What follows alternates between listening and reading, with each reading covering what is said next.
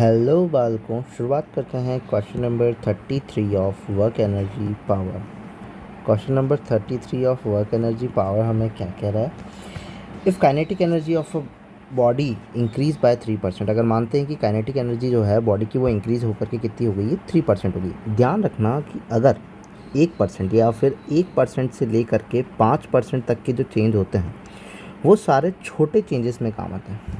तो जब भी छोटा चेंज कैलकुलेट करना होता है, एक्चुअली उसके लिए अपन क्या लगा लेते हैं, एरर एनालिसिस का मेथड लगा लेते हैं। जैसे कि काइनेटिक एनर्जी जो होती है वो होती है P²/2m। अगर इसमें मैं एरर एनालिसिस लगाऊं तो change in kinetic energy upon में kinetic energy is equal to power जो होती है वो आगे आ जाती है twice of ΔP/P plus ΔM/m।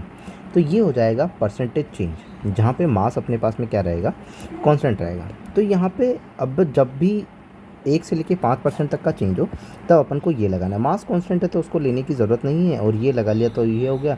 दोनों side multiply by 100 multiply by अगर 100 कर दोगे तो वो परसेंटेज चेंज आ जाएगा।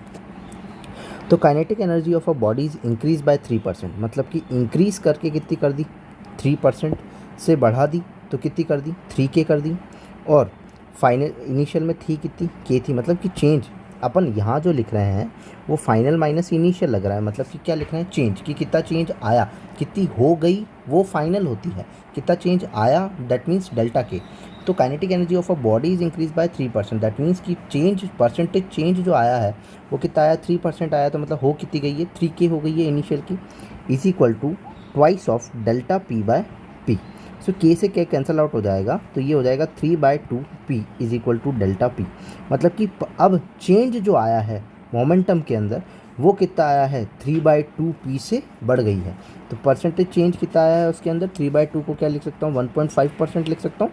तो मोमेंटम जो है वो बढ़ करके कितना हो गया है, 1.2%। तो ऑप्शन नंबर कौन सा हो जाएगा, फर्स्ट। ये एरर एनालिसिस का मेथड है, 1 से लेके 5% का जब भी चेंज हो तब तुम एरर एनालिसिस लगाओ और ऐसे सॉल्व कर सकते हो।